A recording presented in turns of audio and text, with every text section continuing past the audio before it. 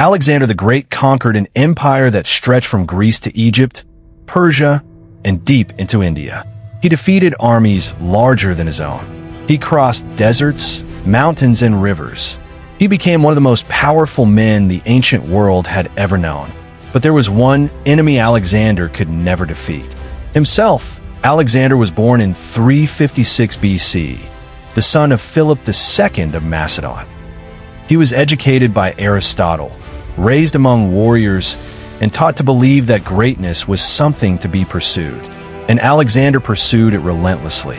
In 334 BC, he crossed into Asia and began his invasion of the Persian Empire. Victory followed victory. Persia fell. Egypt fell under his control.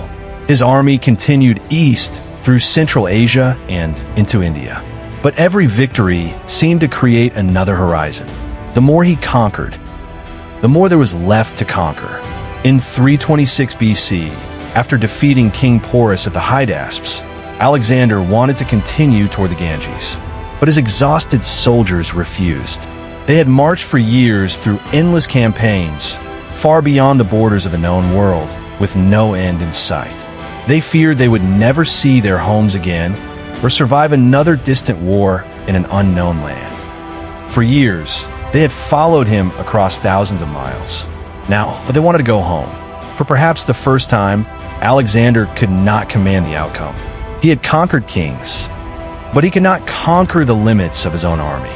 And then came a loss no battlefield could prepare him for. His closest companion, Hephaestion, died in 324 BC. Alexander was devastated. The man who had faced armies without fear was now facing something no sword could defeat: grief. He returned to Babylon with plans for further campaigns, but he would never see them. In 323 BC, Alexander became seriously ill and died in Babylon. He was only 32. The exact cause of his death remains uncertain. His empire was enormous. His victories were legendary. His name became immortal. But his life reveals a darker truth about power. You can conquer cities, you can conquer kingdoms, you can command thousands of men, but you cannot command time. You cannot command death, and you cannot conquer every battle within yourself. Alexander spent his life trying to reach the edge of the world.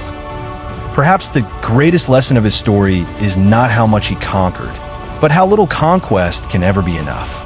He conquered almost everything he could reach, but he never conquered himself. History remembers what Alexander accomplished.